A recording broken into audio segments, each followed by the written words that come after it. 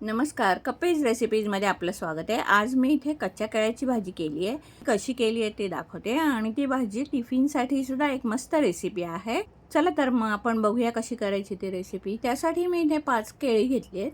ती केळी आता व्यवस्थित आपण सोलून घेणार आहोत आणि केळी सोलून त्याचे बारीक तुकडे करून घ्यायचे आहेत। बटाट्याचे आपण फोडी कशा करतो तशा फोडी करून घ्यायच्या आहेत आणि ते पाण्यामध्ये टाकायचे आहेत, नाहीतर मग ती केळी काळी होण्याची शक्यता असते।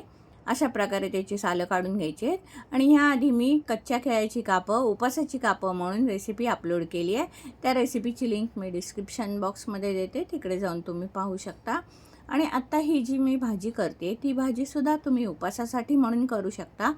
म्हणजे ह्या भाजीमध्ये जे इन्ग्रेडियंट्स मी घालते ते तुम्हाला उपासाला चालत नसेल तर ते वगळून तुम्ही ही भाजी करू शकता, म्हणजे ही भाजी उपासाची होऊ शकते। हे पहा, अशा प्रकारे तुकडे करून आपण पाण्यामध्ये टाकून घ्यायचे आणि ह्या भाजीला एक थेंबरही पाणी लागणार नाही। भाजीमध्ये आपण एक थेंबरही पाणी टाकायचं नाही आहे, वाफेवरतीच शिजणार आहे ती भाजी। अशा प्रकारे मी सगळी केळी चिरून घेते इकडे। हे पहा, इथे सगळी केळी चिरून झाली, ती पाण्यात टाकून घेतली आणि अशा प्रकारे त्याच्या फोडी करून घ्यायचे। आणि आता इथे पॅनमध्ये 2 टेबलस्पून तेल घ्यायचे। त्या तेलामध्ये पाव चमचा हिंग, अर्धा चमचा जिरं, अर्धा चमचा मोहरी घालते आणि एक मिरची टाकते बारीक चिरलेली, 4-5 कढीपत्त्याची पानं टाकते आणि ते परतवून घेते। मिरचीचं प्रमाण तुम्ही तुमच्या आवडीनुसार कमी जास्त करू शकता। आणि त्यानंतर एक मोठा बारीक चिरलेला कांदा घेतला आहे, तो कांदा तेलामध्ये टाकून व्यवस्थित परतवून घ्यायचा आहे। तो गुलाबीसर रंगावर होईपर्यंत आपल्याला परतवायचा आहे आणि तो परतवून झाल्यानंतर आपल्याला त्यामध्ये अर्धा चमचा हळद घालायची आपल्याला आणि ते हळद घालूनसुद्धा व्यवस्थित परतवून घ्यायचे।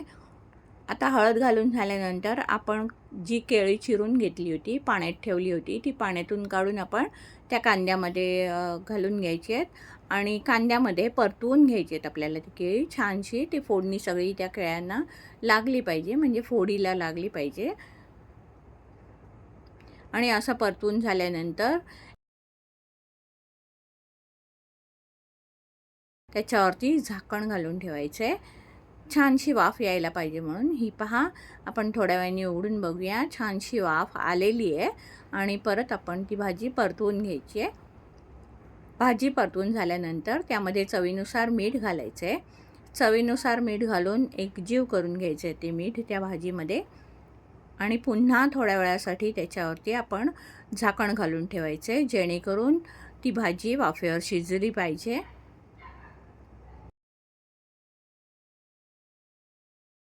थोड्या वेळाने झाकण काढून भाजी परतवून घ्यायची आहे। व्यवस्थित परतवून झाल्यानंतर आपण भाजी शिजली आहे की नाही चेक करून घ्यायची आहे। हे पहा, मी इथे भाजी चेक करते आहे। पहा, आपली भाजी केळ्याची भाजी तयार झालेली आहे, छानपैकी शिजली आहे। आता त्यामध्ये आपण बारीक चिरलेली कोथिंबीर घालायची आहे आणि त्यानंतर 2 टेबलस्पून किसलेलं ओलं खोबरं घालायचं आहे आणि व्यवस्थित भाजीमध्ये परतवून घ्यायचं आहे। त्यानंतर त्या भाजीवरती थोड्या वेळासाठी झाकण घालून ठेवायचे। खोबरं आणि कोथिंबीरीचा स्वाद त्या भाजीला लागला पाहिजे।